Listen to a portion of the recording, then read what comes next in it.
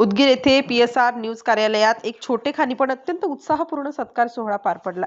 Doctor Babasaheb Ambedkar सार्वजनिक जयंती महोत्सव समिती लातूरचे अध्यक्ष गोविंद कांबळे आणि युथ पॅन्थरचे संस्थापक अध्यक्ष संतोष वाघमारे हे उदगीर दौऱ्यावर आले असताना त्यांनी पीएसआर न्यूज कार्यालयाला सदिच्छा भेट दिली. यावेळी त्यांच्या उल्लेखनीय सामाजिक कार्याची दखल घेत पीएसआर न्यूजच्या वतीने त्यांचा शाल आणि पुष्पगुच्छ पुष्पहार देऊन सत्कार करण्यात आला. हा सत्कार पीएसआर संपादक सुरेश बोडके यांच्या हस्ते संपन्न झाला. उपस्थित मान्यवर या कार्यक्रमाला पत्रकार अरुण उजेडकर, नागनाथ ससाणे, श्रीधर सावळे, नासिर काझी यांची उपस्थिती लाभली. तसेच उपाध्यक्ष चंदू गायकवाड, बंटी गायकवाड, सचिव रवी कांबळे, कोषाध्यक्ष विकास कांबळे, सहसचिव प्रशांत माने आणि सदस्य तुषार कांबळे हेही मोठ्या संख्येने उपस्थित होते. कार्यक्रमाचे वातावरण अत्यंत उत्साही आणि प्रेरणादायी. यानंतर मान्यवरांमध्ये विविध सामाजिक विषयांवर सखोल चर्चा करण्यात आली.